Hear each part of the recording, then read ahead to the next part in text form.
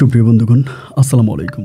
দূরে কাছে দেশে অথবা দেশে বাইরে থেকে প্রাণপ্রিয় বন্ধুরা ঠিক এই মুহূর্তে যে যেখান থেকে বাস্তব জীবনের গল্প শোনার জন্য আমার সাথে জয়েন করেছেন আমি আপন। আর যে আপন জীবনের গল্পের 1209তম পর্বে আপনাকে বরাবরের মতো স্বাগতম জানাচ্ছি। বন্ধুগণ, আজ আমি আপনাকে শোনাবো যশোরের ছেলে মোহাম্মদ নীরব হোসেনের জীবনের এক নীরব ঘাতক প্রতারণামূলক বাস্তব জীবন কাহিনী। বন্ধুগণ, আজকের গল্পের টাইটেল স্ত্রীর দেওয়া দর্শন মামলায় স্বামী 5 বৎসর জেলে। স্ত্রীর দেওয়া দর্শন মামলায় স্বামী 5 বৎসর জেল খাটছে। এবং এই গল্পটা এরকম একটা গল্প, আপনি বিশ্বাস করেন আমি আমার জীবনে অনেক গল্প সিনেমা দেখেছি, অনেক গল্প শুনেছি, অনেক সিনেমা দেখেছি, কিন্তু ভাই বিশ্বাস করেন কোনো সিনেমার পর্দায় আমি এরকম প্রতারণা দেখি নাই, কোনো মানুষের মুখে আমি এরকম প্রতারণার গল্প শুনি নাই। শরীরের পশম দাঁড়িয়ে যাওয়ার মতো চরম প্রতারণামূলক এক বাস্তব জীবনের গল্প। আমি সবাইকে অনুরোধ করব শুরু থেকে শেষ পর্যন্ত যশোরের ভাই মোহাম্মদ নীরব হোসেনের জীবনের বাস্তব গল্পটা আপনারা প্রত্যেকেই আমার মুখে শুনবেন এবং গল্প শেষে নীরব ভাইকে আপনার মতো করে একটা মন্তব্য কমেন্ট বক্সে লিখবেন। ধন্যবাদ সবাইকে। সুপ্রিয় বন্ধুগণ, আসসালামু আলাইকুম। আমার নাম মোহাম্মদ নীরব হোসেন, আমার বাড়ি যশোর। বন্ধুরা, আমি আমার জীবনের গল্পটা শুরু করার শুরুতে আপনাদেরকে আমার পরিবারের বিষয়ে জানিয়ে রাখি। আমার পরিবারে আমি আছি, আমার বাবা আছে, মা আছে, রয়েছে আমার দাদা দাদি সহ আমার বড় একটা বোন আর ছোট 2টা বোন সহ ছোট আরও একটা ভাই। আমরা টোটাল 2 ভাই 3 বোন। আমাদের পরিবারটা যশোর শহর থেকে অনেক দূরে সবুজ শ্যামলা করা কোনো এক ছোট্ট মায়াবী গ্রামে এক নিম্ন মধ্যবিত্ত পরিবার। আমার বাবা পেশায় ছিলেন একজন শিক্ষক, কিন্তু আমার বাবা খুব বেশি দিন তার শিক্ষা জীবনে তিনি থাকতে পারেননি। আমার বাবা শিক্ষকতা করতেন একটা প্রাইমারি স্কুলে, এবং প্রাইমারি স্কুলে শিক্ষকতা করা অবস্থায় আমার আব্বার শিক্ষকতা জীবনে হঠাৎ করে একটা সময় অসুস্থ হয়ে পড়েন এবং মারাত্মকভাবে অসুস্থ হয়ে আমার বাবা স্মৃতিশক্তি হারিয়ে ফেলে। কি একটা রোগের কারণে আব্বু স্মৃতিশক্তি হারিয়ে ফেলে। এরপরে দীর্ঘ প্রায় আমার আব্বা 4 বছরের মতো সম্পূর্ণ পাগলের মতো ছিল, এবং 4 বছর পাগল থেকে আব্বু ভালো হওয়ার পরে এরপরে আর চাকরিতে জয়েন করতে পারিনি, এবং চাকরিতে জয়েন না করতে পেরে আমার আব্বা পেনশনের কিছু টাকা পায় এবং ওই টাকাগুলো দিয়ে আর পাশাপাশি আমার আব্বা বাড়িতে বিভিন্ন বাড়ির মধ্যে একটা কিন্টার গার্ডেনের মতো তৈরি করে। এখানে বিভিন্ন বয়সী ছেলে মেয়েরা পড়তে আসে, আমার আব্বা ওদেরকেই পড়ায়। এভাবেই আমার আব্বার জীবন কাটতেছিল। আমার বড় আপুকে বিয়ে দিয়ে ফেলে, এবং বড় আপুকে বিয়ে দেওয়ার পরে আমাদের পরিবারে তখন হচ্ছে আমরা 2 ভাই আর 2 বোন থাকতেছিলাম। এভাবেই পরিবারটা তখন সামনের দিকে যাচ্ছিল। এমন করতে করতে আমি মোটামুটি প্রায় অনেকটাই বড় হয়ে যায়। আমি আসলে ছোটোবেলা থেকেই আমার ব্রেনটা একটু ঢাল ছিল, আমার পড়াশোনার প্রতি খুব মনোযোগ ছিল না। একটু হয় না যে আমি পড়াশোনা বুঝতামই না। আমার আব্বা একজন শিক্ষক ছিল, তিনি নিজেও আমাকে অনেক পড়াইতো যে এটা এভাবে পড় ওভাবে পড়, অনেকভাবে আব্বু আমাকে বুঝাইতো, বাট কোনোভাবে কোনো পড়া আমার মাথায় ঢুকতো না। আমাকে যেন একভাবে বুঝাইলে আমি এটা অন্যভাবে বুঝতাম, মাথার মধ্যে কোনো কিছুই থাকতো না। তো আমার আব্বা আমাকে নিয়ে খুব টেনশন করতো যে আল্লাহ জানে আমার ভবিষ্যৎ কী হবে। আর আমার আব্বা যে টিউশনি করতো, এই টিউশনি করে যে টাকা পাইতো তা দিয়ে আসলে এতগুলো ভাই বোনের সংসার চালানো, এতগুলো ভাই বোনকে চালানো, বা আমার আব্বা হিমশিম খেয়ে যাচ্ছিল, আমার আব্বুর পক্ষে সম্ভব হচ্ছিল না। তারপরও আব্বু আমাকে পড়াশোনা করাচ্ছে, এবং এরকম করতে করতে একটা পর্যায়ে আমি আমাদের এলাকারই একটা স্কুল থেকে এসএসসি পরীক্ষা দিই। এবং এসএসসি পরীক্ষা দেওয়ার পরে আমি এসএসসিতে ভালো রেজাল্ট করি না বলতে আমি এসএসসিতে এক সাবজেক্টে ফেল করি। তো যখন আমি ফেল করার পরে আমার আব্বার মনটা আরও বেশি খারাপ হয়ে যায়, এত খারাপ হয়ে যায় যেটা আসলে বলার মতো না। তো আমার আব্বু তখন ভীষণ মন খারাপ করে যে আসলে আমাকে দিয়ে কী করবে, কোনো কিছুই বুঝতে পারতেছিল না। আর আমি এরকম না যে কোনো মাঠে ঘাটে কাজ করতে পারি, এরকমভাবেও পারি না। এমন করে কিছুদিন কাটার পরে একদিন রাতের বেলায় আব্বু আমাকে হঠাৎ করে বলতেছে, নীরব, কালকে তরুণিয়া সকালবেলা এক জায়গায় যাবো, তুই একটু রেডি থাকিস তো। পরে আমি চিন্তা করলাম যে আব্বু সকালবেলা আমার নিয়ে কই যাবে, যে ঠিক আছে। পরে সকালবেলা আমি রেডি হয়েছি। রেডি হওয়ার পরে আব্বু আমাকে নিয়ে আমাদের এলাকারই একটা হিন্দু পাড়ার মধ্যে আমাকে নিয়ে গেছে, হিন্দু বাড়ির মধ্যে নিয়ে যাওয়ার পরে ওইখানে নিমাইদা বলে একজন লোক আছে, ওনার বাড়িতে নিয়ে গেছে। ওনার বাড়িতে নিয়ে যাওয়ার পরে উনি তো আমাকে দেখে বলতেছে যে স্যার এটা আপনার ছেলে। আমার আব্বা বলে হ্যাঁ এটাই আমার ছেলে। পরে নিবেদিতা তখন আমার সাথে কথা বলে, এবং কথা বলার পরে বলে তুমি কতটুকু পড়াশোনা করছো। আমি বললাম এসএসসি পরীক্ষা দিয়েছি, এক সাবজেক্টে ফেল আসছে, এরপরে আর এখনও পরীক্ষা দিই নাই। পরে বলতেছে তুমি কি হিসাব নিকাশ বুঝো। আমি বললাম হ্যাঁ আমি হিসাব নিকাশ মোটামুটি বুঝি।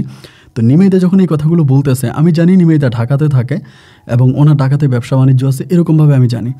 তো যেহেতু উনি আমাকে এই কথাগুলো বলতেছে, আমি ভাবছি যে উনি আমাকে কোনো একটা চাকরি দেবে।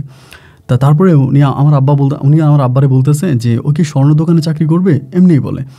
তা আমার আব্বা বলে করবে করবে। পরে নিবেদিতা বলতেছে তুমি দেখতে শুনতে ভালো আছো, চেহারা টেহারা সুন্দর আছে মার্শাল্লাহ, সব দিক দিয়েই ঠিক আছে, এখন তুমি যদি চাকরি করো তাহলে আমার ঢাকাতে দোকান আছে, আমার স্বর্ণের দোকান, আমার হচ্ছে স্বর্ণের দোকানে আমি তোমাকে নিয়ে যাব, যদি তুমি ওখানে কাজ করো, আমার একজন কারিগর আছে, আমি আছি, এবং তুমি যদি থাকো তাহলে আমি তোমাকে নিয়ে যাব, তুমি যাবা কিনা।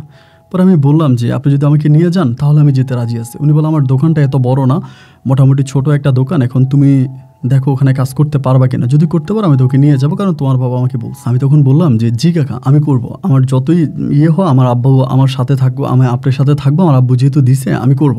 তারপর উনি বলতেছে ঠিক আছে তাহলে তুমি আজকে চলে যাও, কালকে সকালবেলা আমি তোমাদের বাড়ি হয়ে ঢাকায় যাব। পরে আব্বুর সাথে আসতেছে, আস্তে আস্তে আবার ওই নিমাইদার মেয়েরে আমার আব্বা পড়ায়, মানে নিমাইদার একটা মেয়ে আছে, মেয়েটা ক্লাস 3 না 4 পড়ে, ওই মেয়েটার আমার আব্বু পড়ায়, ওভাবেই নিমাইদার সাথে আমার আব্বুর পরিচয়। পরে বাড়িতে আসার পরে আমি আব্বুরে বললাম যে আব্বু তুমি আমার ওইখানে নিতে আসো, আগে বলবো না, আমি একটা ভালো কাপড় পরে যাইতাম। আমার আব্বা তখন বলে পোশাক আশাক হচ্ছে পরে, আগে হচ্ছে দক্ষতা, তোমার কাজের দক্ষতা হচ্ছে বড় বিষয়। পরে আমি বললাম আচ্ছা ঠিক আছে। পরের দিন উনি তখন আসছে সকালে বাড়িতে আসার পর আমি তখন ব্যাগ ট্যাগ সব রেডি করলাম, আজকে আমি ঢাকায় কাজে চলে যাব। আমার মা খুব মন খারাপ করতেছে, ছোটো 2টা বোন, ছোটো একটা ভাই আছে, এরাও কান্নাকাটি করতেছে, কারণ এদের সাথেই তো আমার থাকা, এরাই তো আমার আপনজন। পরে আমি তখন আস্তে আস্তে করে বললাম যে ঠিক আছে আমি চলে যাই। দেন নিমাইদা সকালবেলা আসছে 11টার দিকে, ওনার সাথে আমি তখন রাজধানী ঢাকার উদ্দেশ্যে রওনা দিয়েছি। বিশ্বাস করেন এর আগে আমি আর কোনোদিন ঢাকায় যাইনি। ঢাকা শহরের অলিগলি, রাস্তাঘাট, জগজগ বাতি সবই আমার কাছে ছিল পুরোই নতুন। আমি ওখানে যাওয়ার পরে উনি আমাকে ওনার বাসায় নিয়ে গেল। ওনার বাসা হচ্ছে 3 তলায়, মানে 3 তলা ওনার বাসা, এবং বাসার নিচেই হচ্ছে ওনার দোকানটা। উনি যে বিল্ডিংয়ে থাকে ওই বিল্ডিংয়ের নিচে ওনার দোকান, কিন্তু ওনার দোকানে আর এখানে আর কোনো দোকান নেই। বাকি আরও 2-3টা দোকান মানে খোলা আছে, কিন্তু ওভাবে এখনও কোনো দোকান ওপেন হয় নাই, মানে ওনার দোকানটাই রেডি হয়েছে। পরে এই দোকানটাতে তখন তিনি আমাকে বসাইলো এবং আমাকে সব কিছু দেখাইলো, এবং ওখানে একজন কারিগরও আছে। তা আমারে বললো যে তুমি তো আসলে কাজ জানো না, তাই তুমি প্রথম দিকে হচ্ছে দোকানে বসো, এবং কারিগরকে বললো যে ওর সাথে সাথে রাখা একটু কাজটা শিখিয়ে দাও, এটা বলছে। তারপরে কারিগরে আমাকে সাথে রাখছে। কারিগরের সাথে রাখার পরে কারিগরটা অনেক ভালো ছিল, এবং ওই কারিগরটাও মুসলমানই ছিল, হিন্দু ছিল না। উনি একাই হিন্দু ছিল, যার জন্য ওই কারিগরটার আমার সাথে অনেক ভালো সম্পর্ক হয়ে যায়, খুব ফ্রেন্ডলি একটা সম্পর্ক হয়। এবং সম্পর্ক হওয়ার পরে ও তখন আমাকে হাতে নাতে আমাকে কাজগুলো শিখিয়ে দেয়, যে স্বর্ণ বানানোর যে কাজটা, এটা তো অনেক নিখুঁত একটা, অনেক কঠিন একটা কাজ, আমি পারতাম না। এরপরে উনি আমাকে টুকিটাকি করে মোটামুটি প্রায় আমাকে 3 বছর আমি ওখানে কাজ করি ঢাকাতে। এবং 3 বছরে বিশ্বাস করেন আমি মাত্র 2বার গ্রামে আসছি, যশোরে আসছি। কারণ আমার বাবা মাকে আমি খুব টেনশন করতাম যে আমার আব্বা একা সংসার চালাতে পারে না। এই জন্য আমি ভাবতাম যে গ্রামে গেলে, বাড়িতে গেলে আমার টাকা পয়সা নষ্ট হয়ে যাবে, টাকা পয়সা খরচ হয়ে যাবে। তো এই জন্য আমি বাড়ি ঘরে খুব বেশি একটা যাইতাম না, বেতন পাইতাম এবং বেতনের টাকা আব্বুর জন্য পাঠিয়ে দিতাম। আব্বুর জন্য বেতনের টাকা পাঠিয়ে দিতাম বাড়িতে, এবং আব্বু তখন চলাফেরা করতো। আমার ভাই বোনগুলো ভালো আছে, এই মোবাইল ফোনের মাধ্যমে যখন এই খবরটা পাইতাম যে আমার ভাই বোন ভালো আছে, আমি তখনই না শান্তি পাইতাম যে আমার ভাই বোন ভালো আছে, আলহামদুলিল্লাহ, আমার আর কিছু লাগবে না। তো এরকম করে কাজ করতে করতে মোটামুটি আমি ওই যে স্বর্ণ বানানোর যে কাজটা, এইটা মোটামুটি মনে একটা আয়ত্তে নিয়ে আসি, মানে আমি মোটামুটি অনেকটাই পারি। তো পারার পরে এবার আমি চিন্তা ভাবনা করতেছি যে আমি এটাই কাজটা করবো, মানে এই কাজটাই করব। পরে যিনি হচ্ছে ওই দোকানের কারিগর ছিলেন, তিনি আস্তে আস্তে আমাকে বললো যে নীরব ভাই, আপনি তো বানাইতে পারেন, তাহলে আপনি এখানে কাজ করেন, আমি অন্য কোনো দোকানে চলে যাই। যদিও আমার ওই ওস্তাদ লোকটা অনেক ভালো ছিল, আমি বলছিলাম যে আপনি যাওয়ার প্রয়োজন নয়, আপনি সহ করেন না। উনি তখন চাকরি ছেড়ে চলে গেল, এবং উনি চলে যাওয়ার পরে দেন আমিও তখন কাজ করতাম। নিমাইদা আমার কাজ দিত, আমি কাজ করতাম। তো দেখা যায় কি জানেন, আমি কয়েকটা মাস কাজ করছি, বাট কাস্টমার অনেক নষ্ট হয়ে গেছে। মানে নিমাইদার ওই কারিগরটার কাজ যেরকম হচ্ছে নিখুঁত ছিল, অনেক সুন্দর ছিল, অনেক স্পষ্ট ছিল, বাট আমার কাজগুলো ওরকম না। মানে মানুষ যখন ডিজাইন দেয়, ওই ডিজাইন করতে গেলে আমার উল্টাপাল্টা হয়ে যায়, আমি ওভাবে করতে পারি না। এবং এভাবে 3 মাস থাকার পরে দোকান অনেকটা ডাউনে চলে যায়, এবং ডাউনে যাওয়ার পরে নিমাইদা তখন করলো কি, আবার তার ওই পুরনো কারিগরটাকে নিয়ে আসলো, বলে তোমরা দুজনেই কাজ করো, আমি দুজনেরই সমান বেতন দিব, সমস্যা নাই, কিন্তু আমার দোকানের কোনো কাস্টমার যাতে আমার দোকান থেকে গিয়ে যাতে আমার দোকানেই ফিরে আসে, মানে আমি কাস্টমারের প্রতি একটু অ্যাটেনশন, মানে কাস্টমার যাতে আমার দোকানের প্রতি একটু মানে সদয় দেয়, মানে আমার দোকানে যাতে ভালো কাজ বলে, এটা যাতে লোকজনের কাছে বলে। তো যাই হোক, এরপরে আমি নিমাইদার দোকানে কাজ করি। তো আমার সাথে বাঙালি মানে ওই মুসলিম ভাইটাও কাজ করে। এরকম করতে করতে বেশিরভাগ সময় আমি ফ্রি থাকতাম, মানে সময় ছিল না। নিমাইদা ক্যাশে বসে থাকতো, আমি হচ্ছে ডেস্কে বসে থাকতাম। এরপরে উনি হচ্ছে মানে নিচে বসে স্বর্ণের কাজ করতো। তো বেশিরভাগ সময় আমার ফ্রি। এরকম করতে করতে একদিন দুপুরবেলা একটা মহিলা কাস্টমার আসছে, এবং কাস্টমারটা আসার পরে মানে কাস্টমারটা স্বর্ণ টর্ণ দেখবে আর কি। তারপরে মানে ওনার একটা মেয়ে আছে, মানে ছোট একটা মেয়ে। তাই এই মেয়েটা করে কি মানে কান্নাকাটি করতেছে। এখন একটা কাস্টমার আসছে ধরেন মাল দেখার জন্য, এখন মেয়ে যদি কান্নাকাটি করে তা কাস্টমার তো আর খুব ভালোভাবে মাল দেখতে পারে না। এখন মেয়েটা বলতেছে আম্মু এটা দাও, মানে এইটা ওইটা, মানে খুব জ্বালাইতেছে মেয়েটা, মানে মেয়েটা ছোটো আর কি, একদম ছোটো, কোলে নেওয়া। তারপরেই এক দুই কথা বলতে পারে এরকম ছোটো বাচ্চা। পরে আমি করলাম কি, আমি মানে ডেস্ক থেকে বেরোলাম, মানে ভিতর থেকে বেরোয় আমি বললাম যে আপু আপনার বাবুটার আমার কোলে দেন, আপনি একটু রিল্যাক্সে মাল দেখেন, কারণ আপনার বাবু যেভাবে আপনাকে বিরক্ত করতেছে আপনি কিন্তু আপনার পছন্দের মালটা চুজ করতে পারবেন না। পরে আমার বলে হ্যাঁ ভাইয়া তাহলে তো ভালোই হয়, আপনি একটু বাবুটারে নেন। পরে আমি বাচ্চাটারে কোলে নিলাম, কোলে নেওয়ার পরে বাবু তখন আমার কোলে আসে। অ্যান্ড আমার কোলে আসার পরেই না ভাই বাচ্চা পুরো ঠান্ডা হয়ে গেছে, মানে টোটালি পুরো ঠান্ডা, বাচ্চা আর কাঁদে না। এবং মানে আমি বলতেছি যে আমি তোমার কি হই, বলে মামা। হঠাৎ করে বলতেছে মামা, মানে বলতেছে আম্মু মামা, আম্মু মামা, এরকম করে বলতেছে। মানে আমারও না আসলে আমার বড় বোনের কোনো ছেলে মেয়ে নাই, তো আমার বড় বোনের বিয়ে হয়েছে বহু বছর, কোনো সন্তানাদি নেই। তো আমার না মামা ডাকটা অনেক ভালো লাগে, মানে কেউ কাউরে মামা ডাকলে আমার কাছে ভালো লাগে। আর ছোটো বাচ্চাদের মুখে তো মামা ডাকটা আমার কাছে অসাধারণ লাগে। তাই বাচ্চাটা আমি তখন 2 গালে 2টো চুমু দিলাম, মানে জড়ায় ধরলাম। অ্যান্ড বাচ্চা মামা মামা করতেছে। এবং একটা পর্যায়ে মহিলা কিছু গোল্ড কিনলো আমাদের দোকান থেকে, নাকফুল কিনছে একটা, এরপর একটা আংটি কিনছে। কেনার পরে এখন এই বাচ্চা আমার কোল থেকে যাবে না, আমার কোল থেকে বাচ্চা আর যাবে না, মানে বাচ্চা আমার কোলের মধ্যে থেকে কান্নাকাটি করতেছে, কোনোভাবেই উনি বাচ্চাকে নিতে পারতেছে না। পরে বলতেছে চলে আসো চলে আসো, মামা আমাদের বাসায় পরে আবার যাবে, মামা আমাদের বাসায় যাবে, আম্মু চলে আসো, আম্মু চলে আসো। না বাচ্চা যাবেই না, বলে আমি মামাকে নিয়ে যাব, মামাকে নিয়ে যাব, আমি মামাকে সাথে নিয়ে যাব, আমি মামাকে ছাড়া বাড়ি যাব না, মানে খুব কান্নাকাটি করতেছে। একটা পর্যায়ে মহিলা তখন করলো কি, মানে জোর করে মেয়েটাকে নিতে পারতেছে না। পরে আমারে বলতেছে, জোর জার করে মেয়েটাকে নিল, কোলে নিয়ে বলতেছে যে ভাইয়া আপনার নাম কি? বলো আমার নাম নীরব। বলে নীরব ভাইয়া আজকে থেকে আপনি আমার ভাই, আমি আপনাকে ভাই ডাকলাম। আমার কোনো ভাই নেই, আমার আপন কোনো ভাই নেই, আমরা হচ্ছে 3 বোন। আমার বড় বোনের বিয়ে হয়ে গেছে আর আমরা 2 বোন। তো আমি আর বিয়ে হয়েছে, আমার ছোটো বোনটার বিয়ে হয়নি। তো আপনি আজকে থেকে আমাদের এক ভাই, আমাদের 3 বোনের এক ভাই, আমি আপনাকে ভাই ডাকলাম। তাই ভাইটা গিয়ে উনি করলো কি, পাশের দোকান থেকে মিষ্টি নিয়ে আসলো, আইসা আমার মিষ্টি খাওয়াইলো নিজের হাতে। আমি তখন বললাম যে ঠিক আছে আলহামদুলিল্লাহ। পরে নিমাইদারে মিষ্টি খাওয়াইলো, আমার ওই ইয়েরও মিষ্টি খাওয়াইলো। পরে ভাই ডাকছে, আমি তো খুশি হইলাম, যাক ঠিক আছে। উনি আমার ভাই ডাকলো এবং আমার ফোন নাম্বার উনি নিয়ে গেছে। এরপর উনি চলে গেছে। এবং উনি চলে যাওয়ার পরে নিমাইদা আমার একটা কথা বলছে যে নীরব, ঢাকা শহরে মানুষ খুব বেশি ভালো হয় না, যেভাবেই যেইটা বলুক না কেন তাদের সাথে সাবধানে মিশবা, এটা আমাকে নিমাইদা বলছিল। পরে আমি আর নিমিদার কথাটাকে ওভাবে আমলে নিলাম না। এবার উনি আমাকে মাঝে মাঝে ফোন দেয় যে এই নীরব কী করেন, নীরব ভাইয়া কী করেন, ভালো আছেন কিনা, সুস্থ আছেন কিনা, মানে সব সময় আমারে ফোন দেয়, আমার সাথে কথা বলে, মাঝে মাঝে আমার জন্য বাসা থেকে রান্না করে খাবার নিয়ে আসে, এইটা ওইটা অনেক ধরনের খাবার আমার জন্য নিয়ে আসে। তা আবার ওই আমাদের কিন্তু আর এগুলো খায় না, মানে নিমাইদা কিন্তু আর খায় না, মানে উনি মুসলিম মানুষ নিয়ে আসে, তা আমি খাই, নিমাইদা কিন্তু আবার খায় না।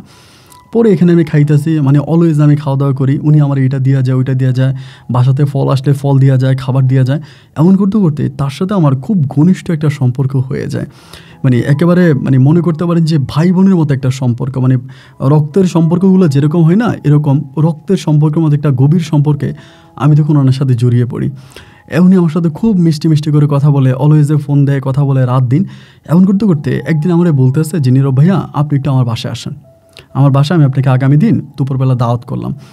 পরে আমি বলতেছি দেখেন আপু আমি আসলে মানে যেতে পারবো না, বা আমার দোকান আছে। পরে বলেন না না আপনি কালকে আসতেই হবে, আপনার কালকে আসতেই হবে, আপনি দুপুরে আসবেন, এটা আমাকে বলছে।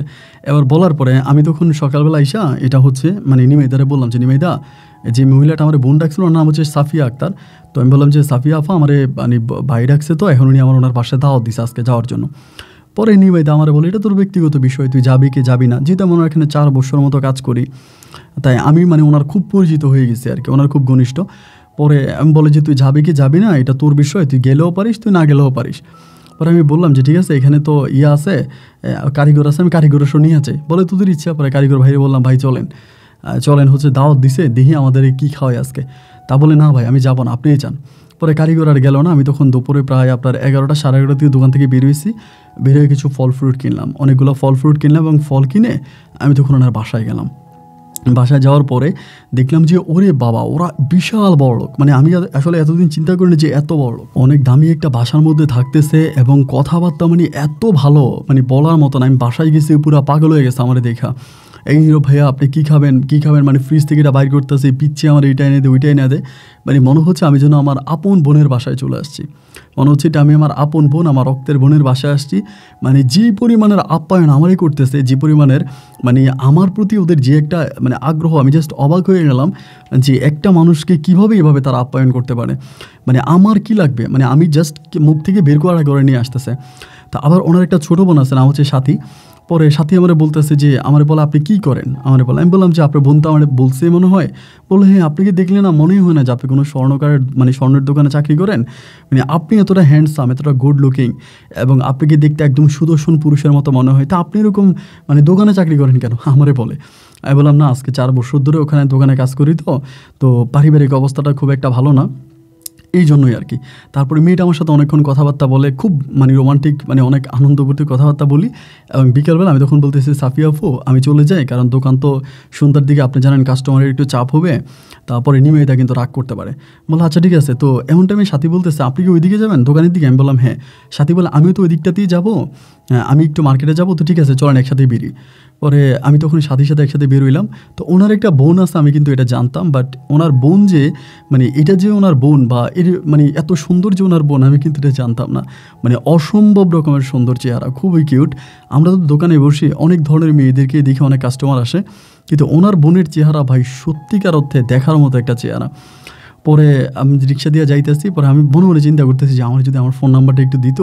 এবার আমি নিচেই বলতেছি, আমি বললাম সাথী আপু কিছু না মনে করলে একটা কথা বলতে পারি? বলে হ্যাঁ বলেন। আমি বললাম আমরা তো ভাই বোন, আপনার বোন তো আমাকে ভাই ডাকছে, তো সেই হিসাবে আপনার ফোন নাম্বারটা একটু আমাকে দিবেন, মাঝে মাঝে কথাবার্তা বলতাম। পরে বলে হ্যাঁ অবশ্যই, সমস্যা নেই, আপনার নাম্বারটা আমাকে বলেন। পরে আমার নাম্বারটা বললাম, পরে ও আমার নাম্বারটা তখন ওর মোবাইলে নিয়ে গেছে। নিয়ে যাওয়ার পরে বললো আচ্ছা ঠিক আছে, যদি আমি বললাম যে নাম্বারটা নিলাম, কোনোভাবে যদি আফুর নাম্বার কখনও বন্ধ থাকে, ধরেন জরুরি কোনো একটা দরকার, তো আপনার ফোন দিবনি। বললো আচ্ছা ঠিক আছে সমস্যা নেই। পরে কথাবার্তা ওর সাথে শেষ করে দেন আমি তখন চলে গেলাম দোকানে, ও তখন চলে গেল মার্কেটে। এখন দোকানে আসার পরে নিমাইদা জিজ্ঞেস করতেছে কিরে কীরকম দেখলে? আমি বলি নিমাইদা এরা বিশাল বড় লোক, এদের বাড়ি আছে, গাড়ি আছে, মানে বিশাল অট্টালিকা, মানে বলে বোঝানো যাবে না। নিমাইদা তখন আমার বলতেছে তাহলে তো হয়ে গেল, তোর কপাল খুলে গেছে, তোর তো চাঁদ কপাল, এবার তো তোর আর কোনো প্যারা নাই, কোনো দুঃখ নাই, কোনো টেনশন নাই, এবার তো তুই হচ্ছে স্বাধীনভাবে চলাফেরা করবি, এখন তোর বোন ঢাকা শহরের কিং, এরকম করে না আমারে বলতেছে। আমি আবার ওনার সাথে দুষ্টামি করে যে না ভাই আচ্ছা যাই হোক, এমন করে কথাবার্তা বলতে বলতে এরকম করে সময়গুলো কাটতেছে। দোকান শেষ করলাম, 10টার দিকে বাসায় গেলাম। ভাই বাসায় যাওয়ার পরে ঘুমাইতে পারতেছি না, কখনো এই কাত হইতেছি, কখনো ওই কাত হইতেছি, মানে বারবার মেয়েটার কথা মনে পড়তেছে। মানে যখনই ওর কথা মনে পড়ে ভাই, তখনই ধরেন মানে মনের ভিতরে একটা অন্যরকম শান্তি অনুভব করি যে এরকম সুন্দর মেয়ে তো জীবনে আর কখনো দেখি নাই, নিজের জীবন দশায় তো এত সুন্দর মেয়ে আর দেখি নাই। রাতের বেলায় বারবার মোবাইল ফোনটা হাতে নিচ্ছি যে ওর একটু কল দেই, 1 মিনিট কথা বলি, পরে আর কল দিই না, মানে কল দেওয়া হয় না। এমন করতে করতে এর পরের দিন হচ্ছে সাফিয়া আপু তখন দোকানে আসছে। আসার পরে আমি তখন বললাম যে আপু আচ্ছা ঠিক আছে, বাচ্চা নিয়ে আসছে আমার দোকানে, উনি মাঝে মাঝে আসে, আইসা বসে থাকে, বসে থেকে চলে যায়, আমার সাথে গল্প গুজব করে। তো ওই দিন যাওয়ার সময় সামনে একটা আচার বিক্রেতা একটা আচার নিয়ে আসছিল, অনেকগুলো আচার। তো ওইখান থেকে আমি কিছু আচার কিনা বলতেছে আপু এগুলো বাসায় নিয়ে যান, সাথীরে দিয়েন। পরে বলে কে সাথী দিব কেন, আমি খাবো না? আমি বললাম হ্যাঁ আপনি খাবেন, সাথী তো আচার পছন্দ করে, ওই দিন আমারে বললো যে ও আচার পছন্দ করে। তা বলে তাই নাকি? আমি বললাম হ্যাঁ। বলে তুই সাথীর আচারগুলো দিয়েন। তো আমি তখন আপুর কাছে আচারগুলো দিয়ে দিলাম, উনি বাসায় নিয়ে গেছে। তা আমি দোকান করতেছি রাত্রে 9টার দিকে, তখন আমার সাথী ফোন দিছে। আর ফোন দেওয়ার পরে আমি তখন মানে নিবেদারে বলছি নিবেদা আমি একটু আসতেছি, এই কথা বলে দোকান থেকে বেরিয়ে পিছনে গেছি, রিসিভ করছি। পরে আমার বলে এই আমি আপনারা কখন বলছি আমি আচার পছন্দ করি? আমি বললাম না বলেন নাই, ঠিক আছে, বাট আপনাকে দেখে মনে হলো আপনি আচার পছন্দ করেন। পরে বলতেছি যে আপনি এরকম করে কথা বলতেছেন কেন? আরে আপনি আপুর কাছে বলছেন আমি আপনার কাছে আচার চাইছি, এটা কোনো ঠিক হয়েছে? আমার আপু কী মনে করবে বলেন তো? আমি বললাম না আপনার আপু কিছুই মনে করবে না, আর আপনার আপু তো শুধু আপনার আপু না, আপনার আপু তো আমারও আপু, তাই না? এটা তো বুঝতে হবে। পরে বলতেছে হ্যাঁ আপনারও আপু, তাই বলে কি আপনার আপুর এইভাবে বলতে পারেন? আমি বললাম আচ্ছা ঠিক আছে সরি, আমার ভুল হয়ে গেছে। না আচ্ছা ঠিক আছে, সরি বলার কিছু নাই, আচ্ছা ঠিক আছে ফাইন ওকে। তো ঠিক আছে আমি বললাম যে তো আরেকটু কথা বলি। বলে হ্যাঁ ঠিক আছে বলেন, কী বলবেন? তো আরেকটু ওর সাথে আমি কথাবার্তা বাড়াইলাম, মানে কথাবার্তা একটু সামনের দিকে বাড়াইতেছি। এরকম করে কথাবার্তা বলতে বলতে অনেকক্ষণ ধরে ওর সাথে আমি কথা বলছি, এবং যত কথা বলতেছি ততই ভালো লাগতেছে। একটা সময় মানে কখন যে দোকান বন্ধের টাইম হয়ে গেছে ভাই আমি এটা বুঝতেই পারিনি। মানে দোকান বন্ধের সময় হয়ে গেছে। পরে নিমাইদা আমার ডাকতেছে যে এই নীরব তাড়াতাড়ি দোকান বন্ধ করবো। পরে 2-3 বার ডাক দিছে, পরে আসছি, আসার পরে দোকান বন্ধ করছি, বন্ধ করে বাসায় গেছি। বাসায় গিয়ে খাওয়া দাওয়া করছি, খাওয়া দাওয়া করার পরে আমি চিন্তা করতেছি ভাই আমি ওর সাথে আবারও কথা বলবো। মানে ওর সাথে কথা বলার জন্য মনে হয় আমার কলিজা মানে পুড়ে যাচ্ছে যে আমার সাথে কথা বলতেই হবে, আমি ওর সাথে আবারও কথা বলবো। পরে আবারও কী করলাম, রাতেরবেলা আবারও ফোন দিলাম 10টার দিকে। পরে রিসিভ করছে, পরে বলতেছে কী হয়েছে। আমি বললাম কী করেন, বলে কিছু করি না। আমি আপুরে ফোন দিয়েছিলাম, আপুর নাম্বার বন্ধ। বলে আপু তার জামাই নিয়ে ঘরে ঘুমাইতে আছে, নাম্বার তো বন্ধ থাকবেই। আমি বললাম ও আচ্ছা, তা আপনি একা একা ঘুমান? বলে কী করবো, আমার কি জামাই আছে? আমি বললাম ও আচ্ছা, তাহলে একটু কথা বলি। তা বলে ঠিক আছে বলেন। এই নিয়ে তার সাথে প্রায় 2-2.5 ঘন্টার মতো কথা বলি। ভাই এত কথা বলি, আমার এত ভালো লাগে। মানে ও যে কথা বলে না, মানে কথাগুলো এত রোমান্টিক করে কথা বলে, ওর মুখের কথা শুনলে শুনতেই মন চায়। মানে ও যে কথা বলে, কথা শুনতেই মন চায়, এত সুন্দর করে কথা বলে। এরকম করে মাঝে মাঝে কথাবার্তা বলতাম প্রায় মাসখানিকের মতো তার সাথে এভাবে মোবাইলে কথা বলি। মাসখানিক কথা বলতেছি। একদিন সকালবেলা আমি তার ফোন দিয়েছিলাম দোকানে বসা অবস্থায়। সকালবেলা ফোন দিছি এবং ফোন করার পরে ও তখন রিসিভ করছে। তখন প্রায় আপনার 10টা কি 10:30 বাজে, দোকান খুলছি আর কি তখন। পরে রিসিভ করছে। আমি বললাম যে তখন ঘুরি বৃষ্টি পড়তেছে। আমি বললাম যে কী করেন। ও কিন্তু পড়াশোনা করে নাই, মানে পড়াশোনা করে না আর কি, বোনের বাসায় থাকে এরকম। পরে আমি বললাম যে কী করেন, বলে কিছুই করি না, জানালা দিয়ে বৃষ্টি দেখতেছে বাইরে। আমি বললাম চলেন না বাইরে থেকে একটু ঘুরে আসি। বলে না ভালো লাগতেছে না। আমি বললাম যে বৃষ্টির দিনে ভুনা খিচুড়ি অনেক মজা হবে, চলেন একটু ভুনা খিচুড়ি খেয়ে আসি। পরে আমার বলতেছে না আপু বকা দিবে। আমি বললাম দূরও বকা দিবে না তো, আমি আপুরে বলবো। বলে না আপনি বললে আবার মাইন্ড করবে। আচ্ছা ঠিক আছে, কোথায় আসবো? পরে আমি একটা অ্যাড্রেস দিলাম, ওই অ্যাড্রেসে আসছে। আসার পরে আমরা দুজনে বসে হোটেলে, আমি আবার এখান থেকে ও আসার পরে আবার মানে নিমেদারে বললাম এই দোকান থেকে বেরিয়ে গেছি। বেরোয়ার পরে ও আসছে দেন আমরা একটা রেস্টুরেন্টে বসলাম, দুজনে ভুনা খিচুড়ি খাইলাম। এবং খিচুড়ি খাওয়ার পরে আমি বললাম যে সাথী চলেন একটু ঘুরে আসি আজকে, আর বা আমিও দোকানে যাবো না, আপনিও বাসায় যান না। তো বলা আচ্ছা ঠিক আছে। পরের সাথে ঘুরলাম, সারাটা দিন ঘোরাফেরা করলাম, মানে এত ভালো লাগলো বলার মতো না। বিকেলবেলা ওরে পৌঁছাই দিলাম, পরে এসে দোকানে বসলাম। নিমেইদা আমার একটু মুখ কালো করে আছে, বলতেছে তুই এইভাবে দোকানের প্রতি মনোযোগী নেই, তুই বাইরে বাইরে ঘুরিস, এটা ঠিক না, একটু দোকানের প্রতি অ্যাটেনশন হ।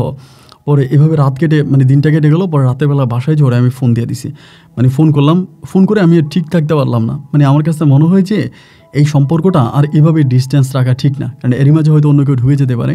ওই দিন রাতে আমার প্রপোজাল দিয়ে বসছি যে আমি তোমার বিয়ে করবো, মানে আমি তোমার সাথে রিলেশন করতে চাই, মানে ডিরেক্টলি বলে বসছি। পরে ও একদম চুপ হয়ে আছে, কিচ্ছু বলে না, একদম চুপচাপ। পরে আমি বললাম যে কিছু একটা বলো। ও আমাকে বলে আচ্ছা তুমি না আমার বোনেরে কী ডাকছিলা? আমি বললাম যে বোন ডাকছি।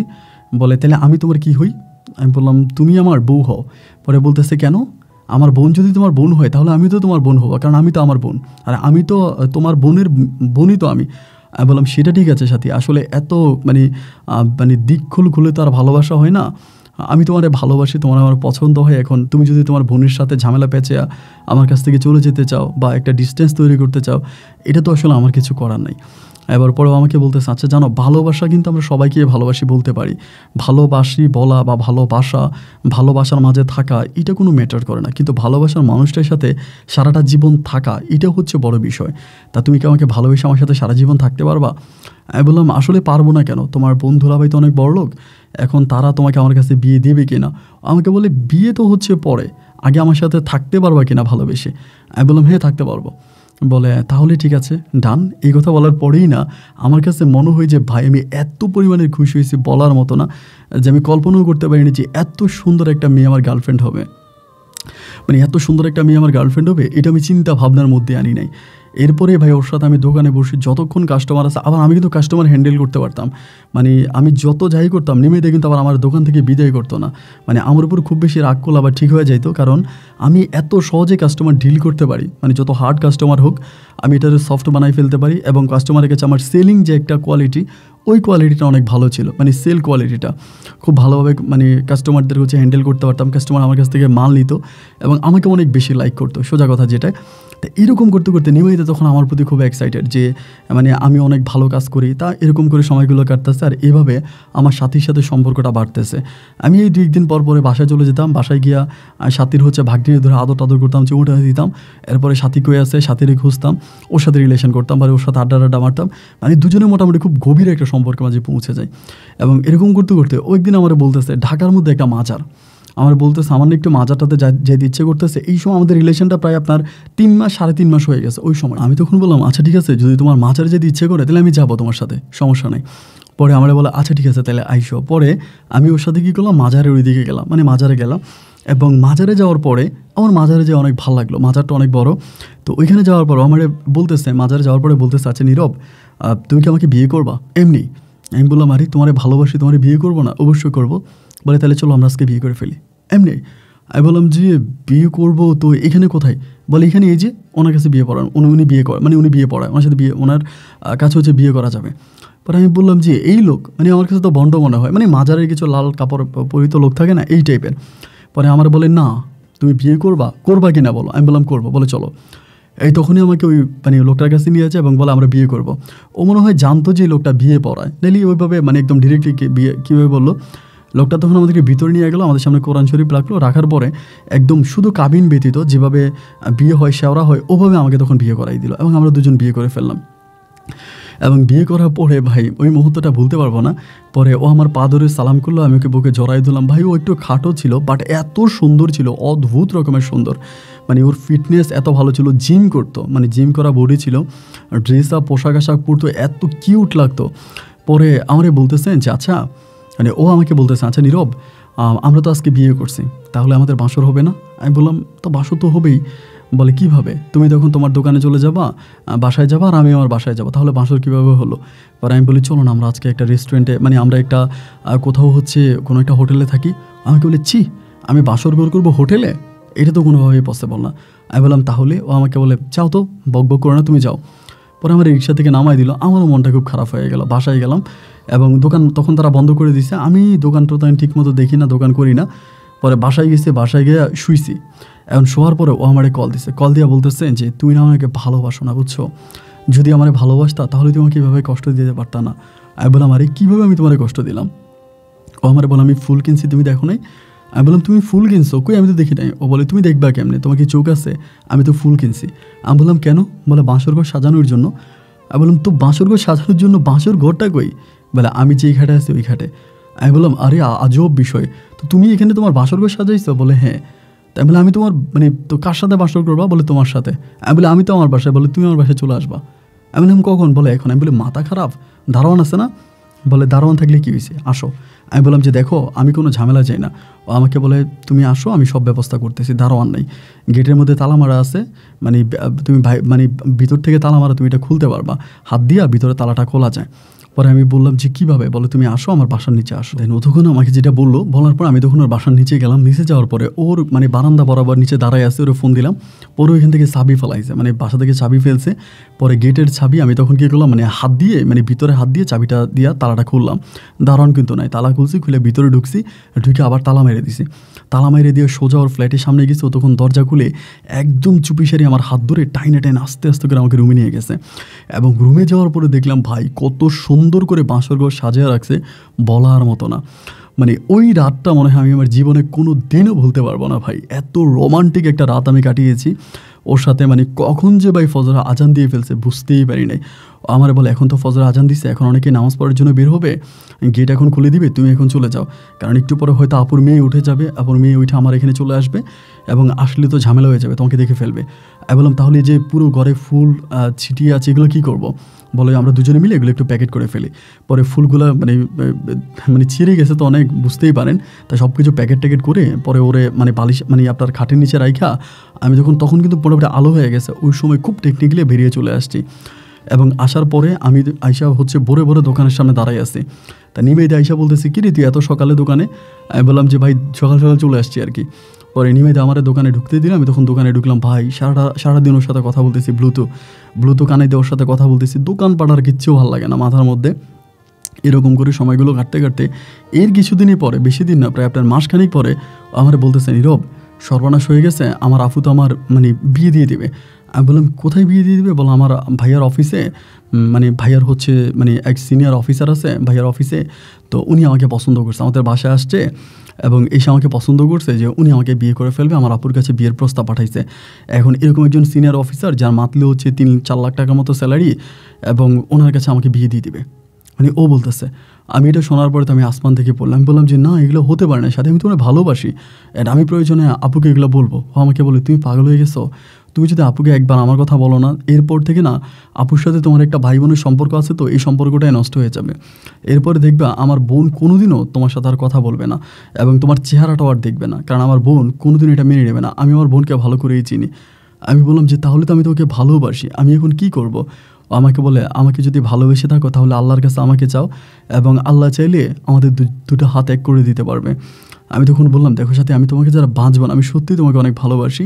আমি দোকানে বসে ভাই আর দোকানে কোনো মনোযোগ নেই, কান্নাকাটি করি, মানে মনটা পুরোই খারাপ হয়ে গেল। মানে এভাবে তো হতে পারে না, আমি ওরে এত ভালোবাসি, আমি ওকে হারাই ফেলবো, ও আমার কাছ থেকে দূরে সরে যাবে, ও আমার কাছ থেকে চলে যাবে, না এটা তো আমি মানতে পারবো না। মানে আমি খুব কান্নাকাটি করতেছি, আমাকে বোঝাচ্ছে, নীরব কান্না করো না, একটু শান্ত হও, প্লিজ কান্না করো না, তুমি কান্না করলে আমার নিজেরও অনেক খারাপ লাগে, মানে তুমি প্লিজ কান্না করো না, এরকম করে আমাকে বলতেছে।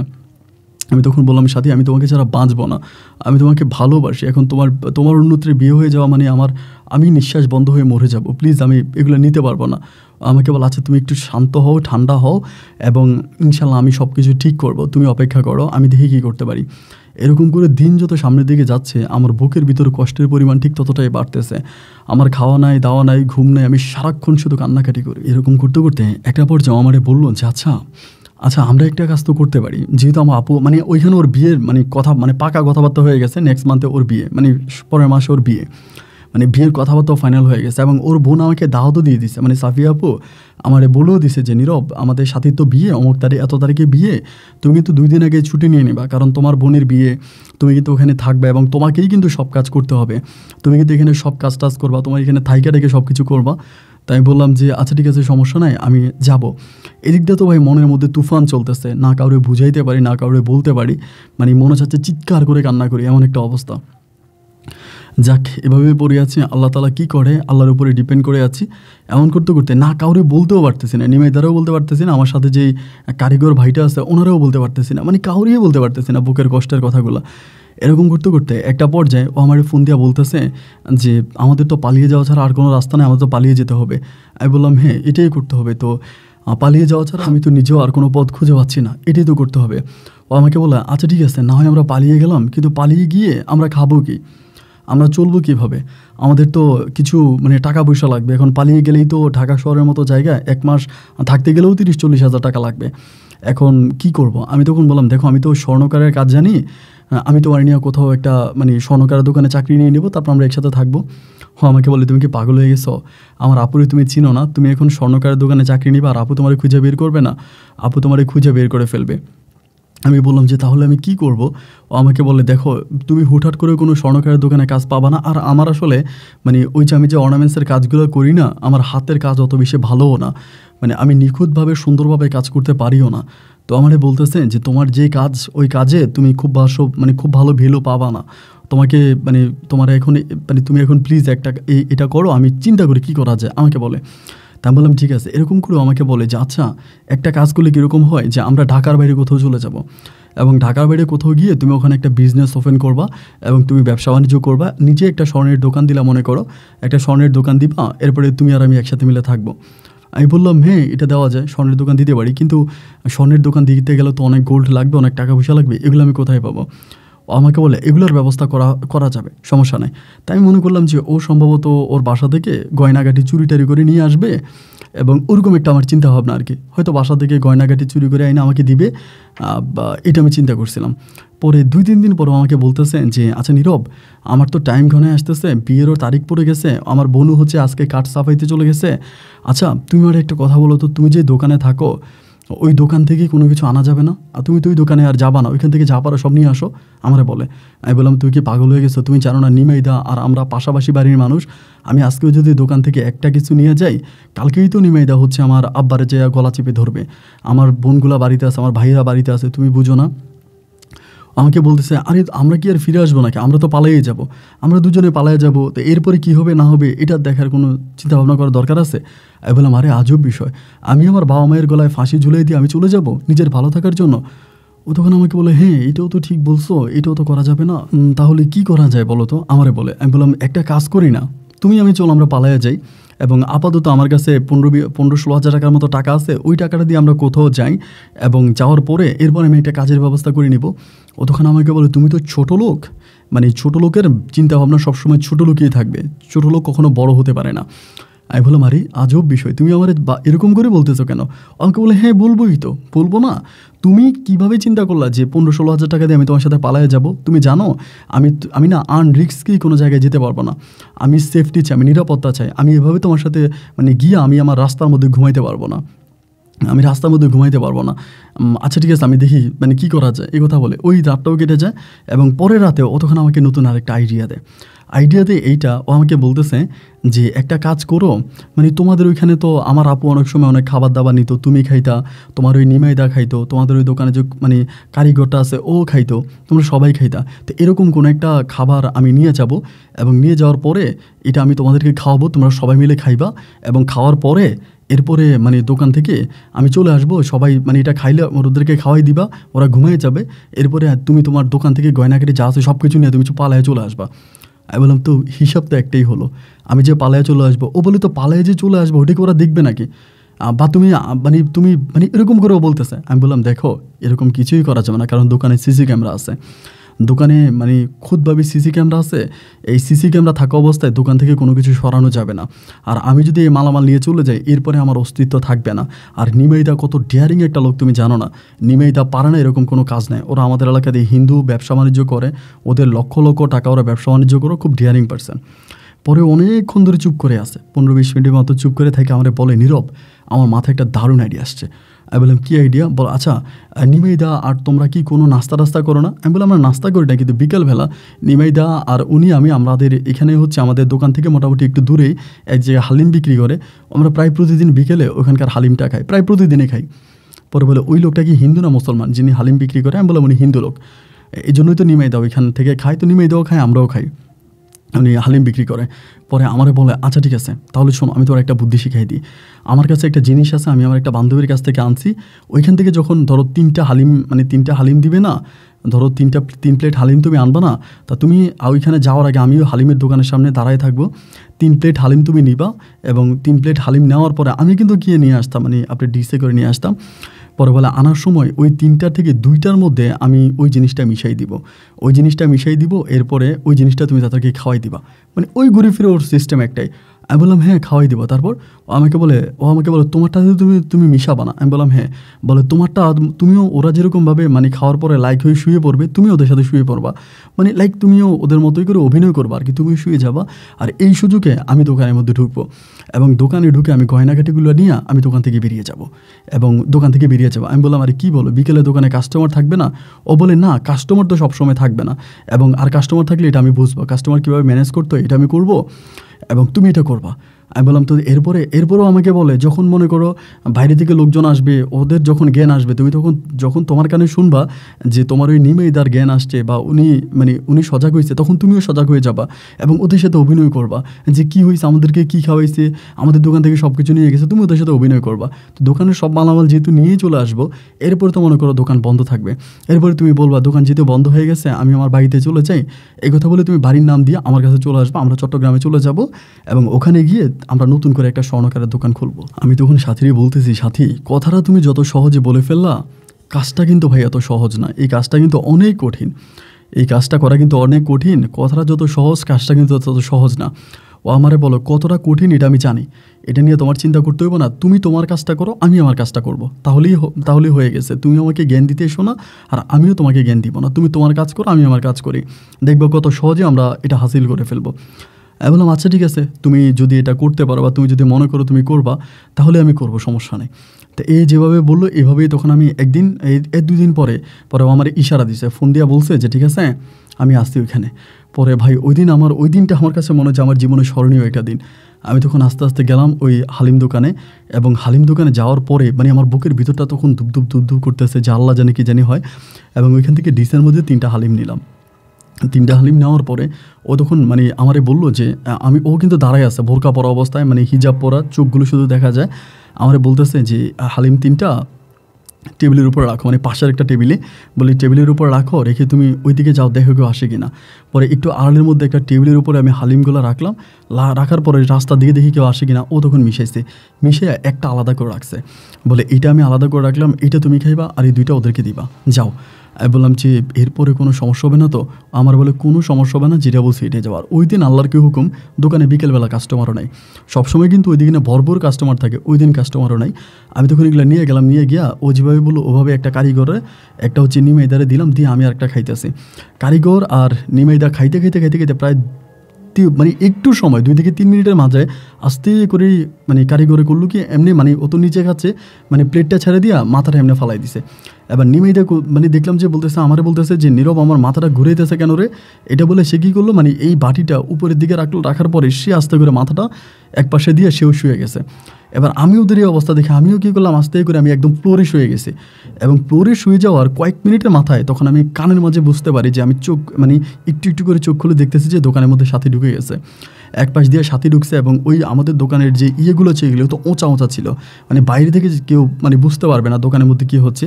এই দোকানের মধ্যে আইসে ও তখন করলো কি, প্রথমে শাটারগুলোকে একটু একটু করে টান দিছে, 3টা শাটারকে একটু করে টান দিয়ে ভিতরে ঢুকছে। ঢুকার পরেই ও তখন লাইটগুলো অফ করে দিছে, দোকানের লাইটগুলো অফ করে দিয়া মানে আমি মানে আর মানে কান চোখে চোখে যা দেখতেছি। এরপরে ওর হাতে একটা ল্যাম্প ছিল, ওইটা দিয়ে সব কিছুকে নিতে আসে, মানে সব নিতে আসে, এরকম একটা অবস্থা। এবং আমি জাস্ট এটা দেখতেছি যে ও সব কিছু নিতে আসে। এর মাঝে ভাই কী হলো জানি না, একটু পরে মনে করেন আমারও মানে আমিও মানে বেহুশ হয়ে গেলাম। এই যে এগুলোও করতেছে, এগুলোর মাঝে আমি নিজেও বেহুশ হয়ে গেলাম। এখন আমি কীভাবে বেহুশ হলাম আমি এটা নিজেও বুঝলাম না। এবার আমি নিজেও বেহুশ হয়ে গেলাম এই যেগুলো করতেছে এগুলোর মাঝে, আমি তখন জ্ঞান হারিয়ে ফেলি। এবার এরপরে কেউ জানি না, এবং অনেক পরে দেখি যে অনেকগুলো মানে মানুষ আমাদের দোকানের সামনে দাঁড়ায় আছে, সামনে মানে চারদিকে অনেকগুলো মানুষ দাঁড়ায় আছে। এবার সবাই তখন মানে বলতেছে, আমিও তখন উঠছি সবার সাথে। উঠার পরে মানে তখন হচ্ছে আপনার নিমেইদা ক্যাশ টান দিল, ক্যাশের মধ্যে কিচ্ছু নাই।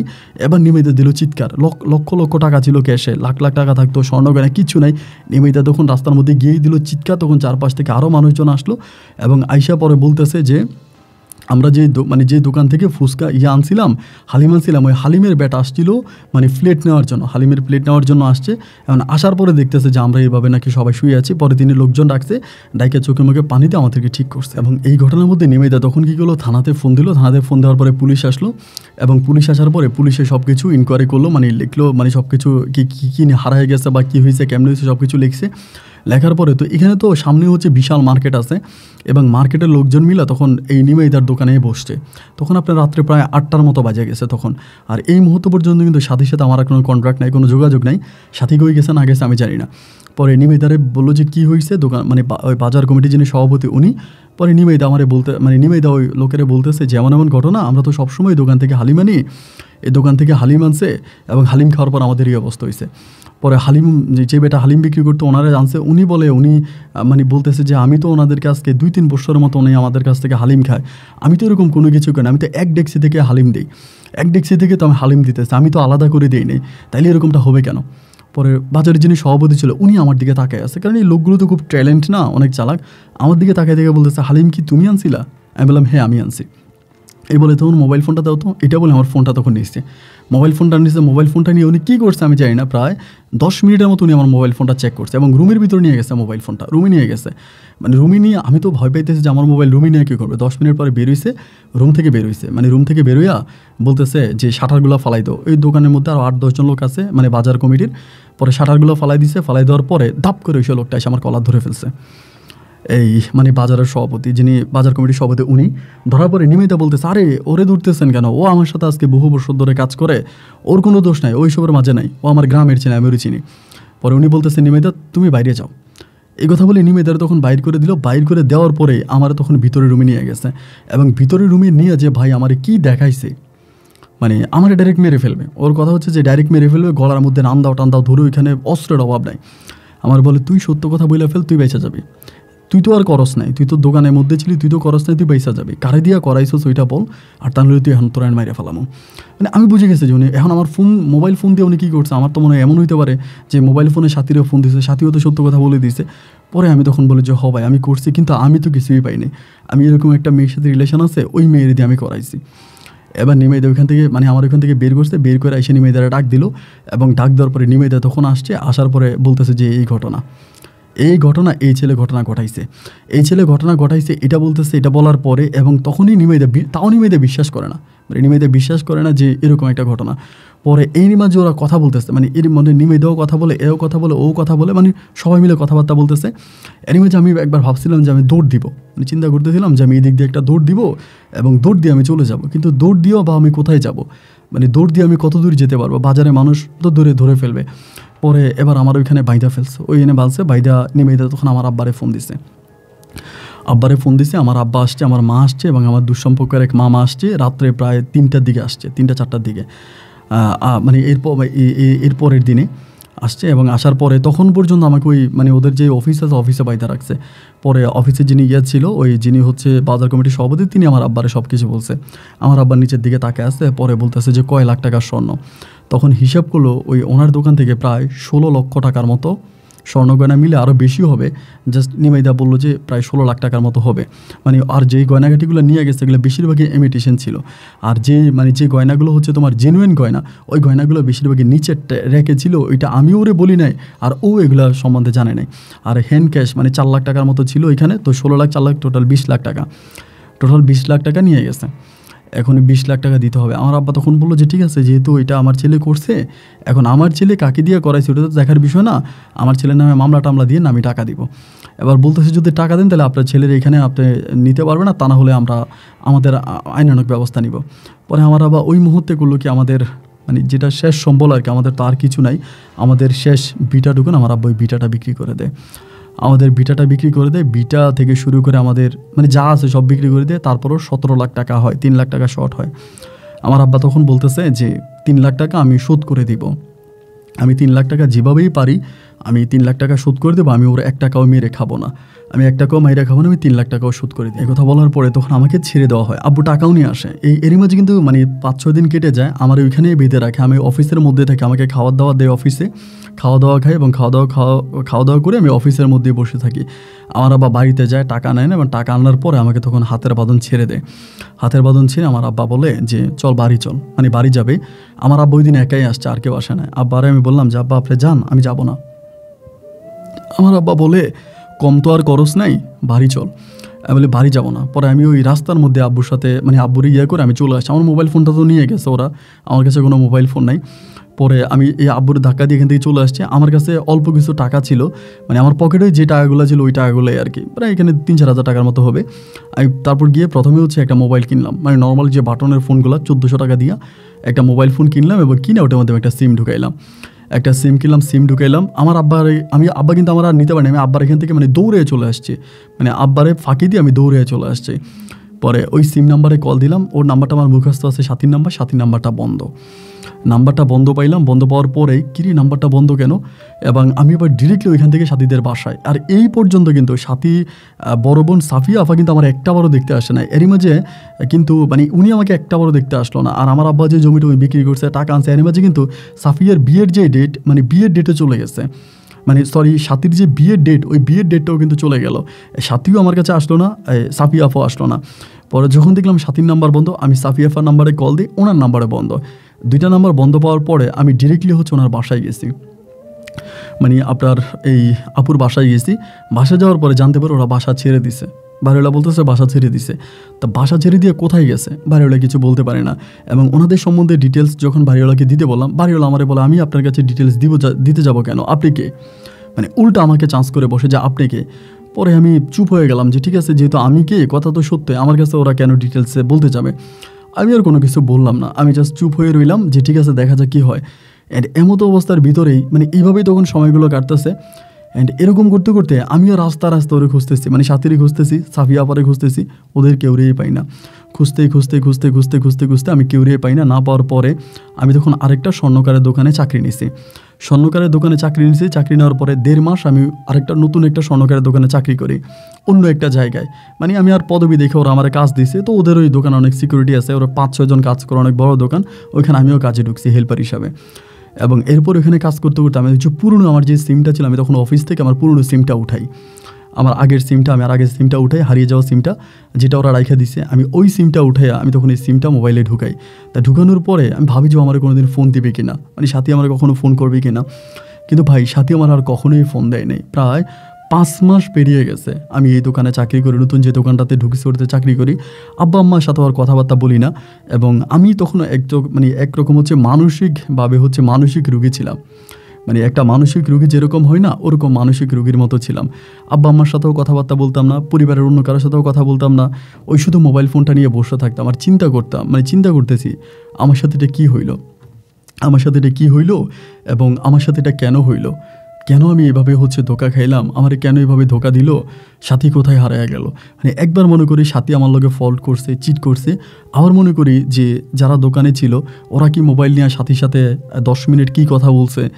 অবশ্যই ওরা যদি আমার নাম্বার থেকে সাথীরে ফোন দেয়, সাথী অবশ্যই রিসিভ করবে। তা সাথীর সাথে কী কথা বলছে, নাকি ওরা সাথীরা আটকায় ফেলছে, নাকি সাথীরা আটকায় সাথীর কাছ থেকে টাকা টুকা নিয়ে গেছে, নাকি সাথীকে বিয়ে দিয়ে দিচ্ছে, না সাথীর বোন সব জেনে গেছে। আমি এগুলো কিছুই বুঝতে পারতেছিলাম না যে কী হয়েছে না হয়েছে।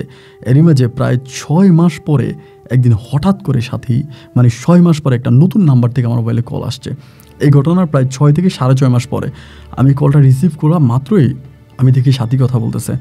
সাথী কান্না করতেছে, কথা বলতেছে আর কান্না করতেছে। আমি তখন বললাম যে তুমি কান্না করতেছো কেন, কী হয়েছে? আমার বলতেছে যে নীরব তুমি কোথায়? আমি বললাম আমি কোথায় তুমি কোথায়? আমার বলতেছে আমার তো আমার আপু বিয়ে দিয়ে দিছে। আমি বললাম তোমার আপু তোমার বিয়ে দিয়ে দিছে?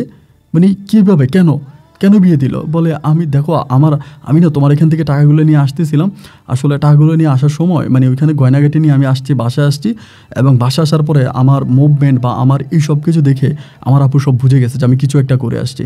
পরে আমার আপু আমাকে ধরে আমার ব্যাগ ট্যাগ সব চেক করছে, এগুলো পাইছে।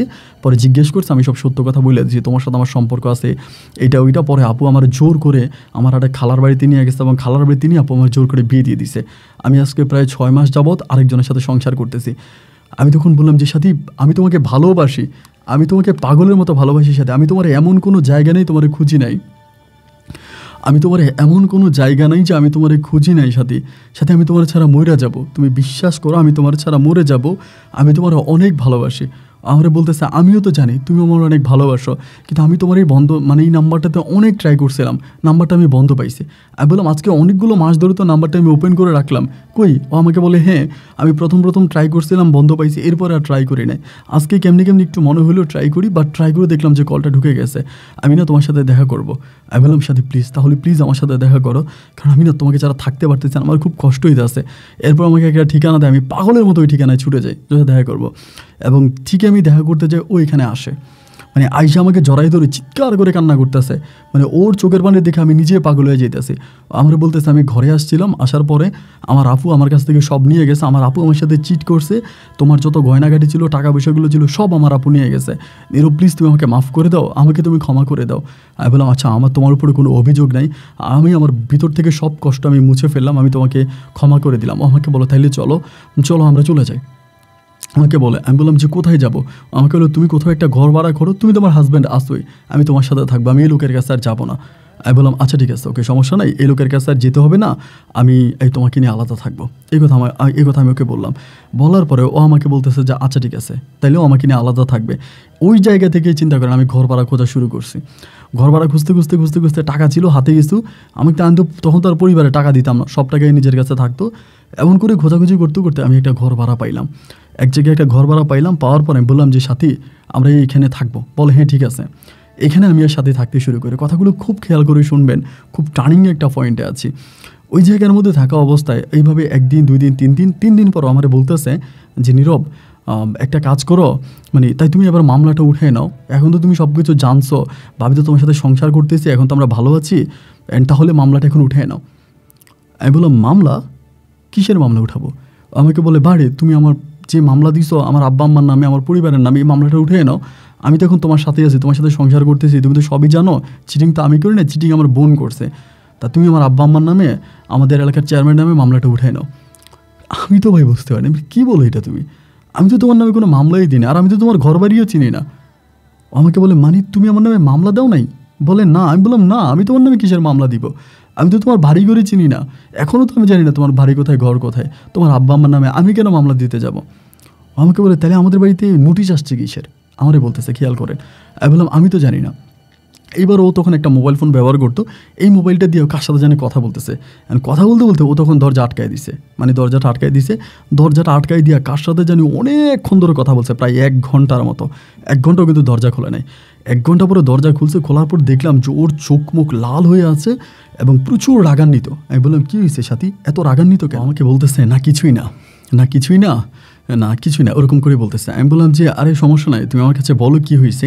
পরে ও এরকম করে মানে রাতের মধ্যে খুব টেনশন, মানে মাথার মধ্যে প্রচুর টেনশন থাকা অবস্থা আমার বলে যে নীরব, তুমি কি একটা কাজ করতে পারবা আমার জন্য? এমনি রাতের মধ্যে, রাত তখন প্রায় মধ্যরাতে। আমি বললাম, তোমার জন্য তো আমি সবই করতে পারি এবং করছিও। বলে আরেকটা কাজ করবা, আমার জন্য একটা লোকের খুন করতে পারবা, একটা লোকের মাইরে ফেলতে পারবা। আমি বললাম, একটা লোকে খুন করতে পারবো? কারে, মানে কারে খুন করে ফেলবো বলো? আমাকে বলে, তুমি যদি এই লোকটাকে খুন করতে পারো না, তাহলে আমাদের আর কোনো প্যারা থাকবে না, আমরা দুজনে একসাথে সারা জীবন থাকতে পারবো। কিন্তু লোকটাকে তুমি কেন খুন করবা এটা তুমি আমাকে বলতে পারবা না, এটা তুমি আমাকে জিজ্ঞেস করতে পারবা না। আর আমি বললাম যে এটা কে? বলে প্লিজ কে এটাও জিজ্ঞেস করার দরকার নেই, আমি তোমার ঠিকানা দিব, তুমি ওইখানে যাবা এবং ওইখানে গিয়ে তুমি লোকটারে মেরে ফেলবা। আমি বললাম, সাথী তুমি এটা কী বলতেছো? একটা লোক মারা কি এত সহজ? একটা লোক মারাতে এত সহজ না, একটা লোক মারা তো অনেক কঠিন একটা বিষয়। আমি গেলাম একটা লোককে মেরে ফেললাম, এটা কি হয় নাকি? এটা তো হতে পারে না।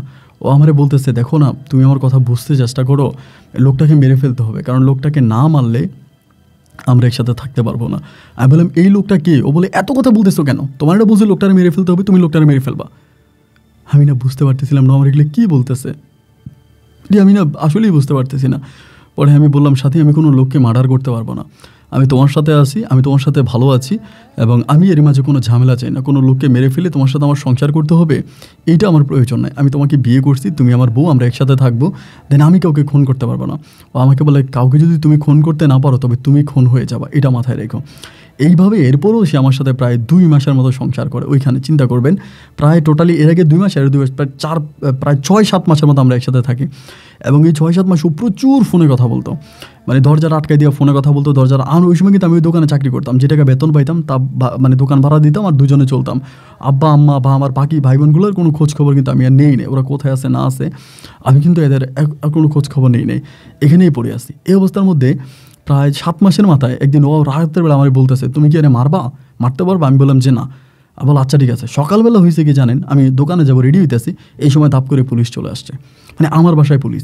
এখন আমার বাসায় পুলিশ দেখে তো আমি অবাক, কিরে আমার বাসায় পুলিশ কেন আসবে? আমি তো কোনো অন্যায় করি নাই, কোনো অপরাধ করি না, আমি তো কোনো ক্রিমিনালও না, তাহলে আমার বাসায় পুলিশ কেন? পরে পুলিশে জিজ্ঞেস করলাম, ও পুলিশ ফোন করে আনছে, মানে ও আনছে পুলিশ। তা পুলিশ আমার মানে ও পুলিশরে বলতেছে, আমার বিয়ের প্রলোভন দেখিয়ে আজকে অনেকগুলো মাসে রুমে রেখে আমার দর্শন করতেছে। আমি বললাম, সাথী এটা কি? আমি তোমাকে দর্শন করতেছি? আমাকে বলে, হ্যাঁ দর্শনই করতেছ, আমাকে তো বিয়ে করে নাই।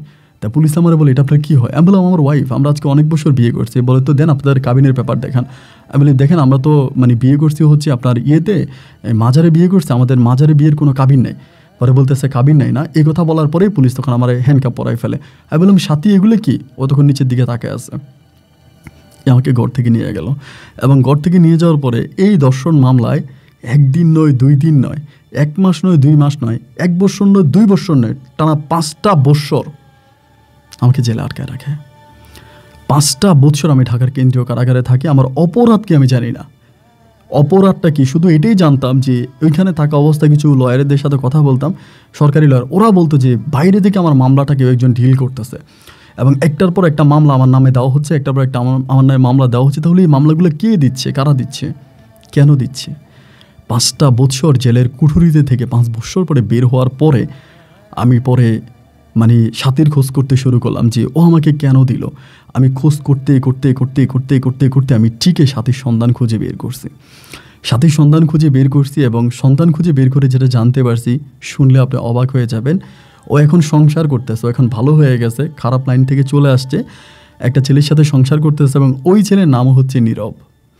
মূলত ঘটনা হচ্ছে এইটা যে আমি পরে জানতে পারি ওই ছেলের সাথেও সেমভাবে চিটিং করছে। ওই ছেলেরও দোকান ছিল, এখন ওই ছেলে তার ঠিকানা জানতো, তার অ্যাড্রেস জানতো, অ্যাড্রেস মোতাবেক ওই ছেলে গিয়ে মামলা করছে।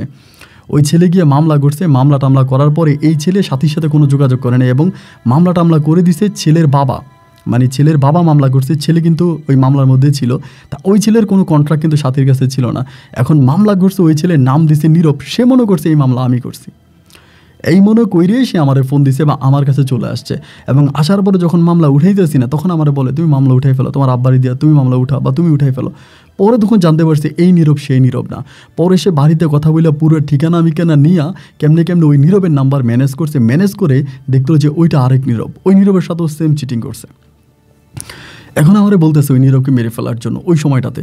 পরে আমি তো আর মারি নাই, এবং না মারার পরই পরীক্ষাতে সে পরে নীরবরে বললো যে তুই হয় আমার সাথে সংসার করবি, আমার কাছে চলে আসবি, নাইলে আমি তোর নামে মামলা আরও বাড়াই দিব এবং তোর 14 গোষ্ঠী কেউ এরিয়াতে থাকতে পারবে না। শেষ পর্যন্ত ওই আমারে ধর্ষণ মামলা দিয়ে ওই ছেলের কাছে গেল, এবং বিশ্বাস করেন ভাই ওই ছেলের সাথে সংসার করতেছে।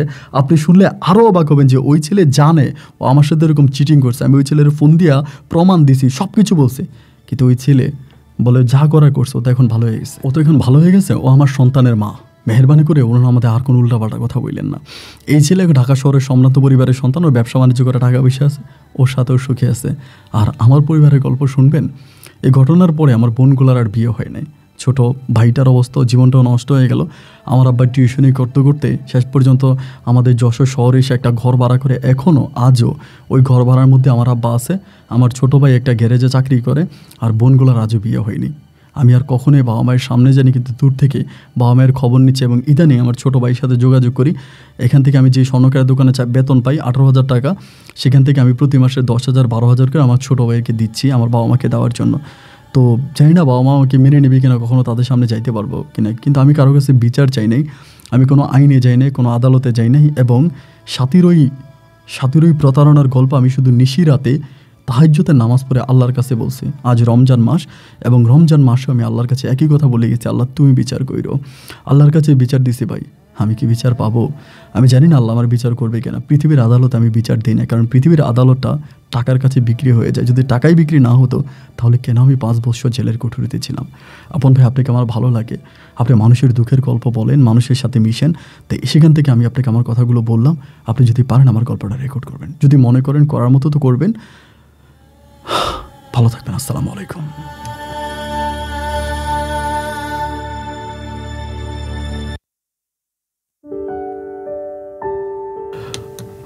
বন্ধুগণ, সবাইকে অনেক বেশি ধন্যবাদ এই পর্যন্ত আমার সাথে থেকে যশোরের ভাই নীরব হোসেনের জীবনের বাস্তব গল্পটা শুরু থেকে শেষ পর্যন্ত শোনার জন্য। বন্ধুগণ, এই গল্পটা আসলে আমি বলেছিলাম, গল্পটা রেকর্ড করার আগেই বলেছিলাম যে প্রতারণা একটা লিমিট আছে, লিমিট ক্রস করে ফেলেছে এই প্রতারণার গল্প, এবং শেষ পর্যন্ত সাথী ভালো আছে।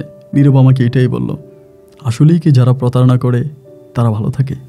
আসলেই কি যারা চিটিং করে তারা ভালো থাকে? আসলেই কি যারা ধোঁকা দেয় তারা ভালো থাকে? তার উত্তর হচ্ছে না। যারা ধোঁকা দেয় তারা ভালো থাকে না, যারা চিটিং করে তারা ভালো থাকে না, যারা প্রতারণা করে তারা ভালো থাকে না, থাকে সামান্য সময়ের জন্য, ক্ষণিকের জন্য। আমি নীরব ভাইকেও বলেছি, আজকে আপনাদেরকেও বলি, এই সাথী মেয়েটা হয়তো কিছুটা সময়ের জন্য ভালো থাকবে। নীরবের জীবনে যা ঘটেছে তার চেয়েও মারাত্মক কিছু সাথীর জীবনে ঘটবে, এবং সাথী তার জীবন দশায় তা দেখে যাবে, এবং নীরব তার জীবন দশায় তা দেখে যাবে।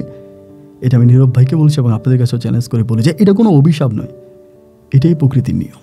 সবাই ভালো থাকবেন, সুস্থ থাকবেন, এই শুভকামনায় আজকের মতো এখানেই বিদায়। ইনশাল্লাহ দেখা হবে অন্যদিন অন্য কারো বাস্তব জীবনের গল্প নিয়ে। আল্লাহ হাফেজ এন্ড আসসালামু আলাইকুম।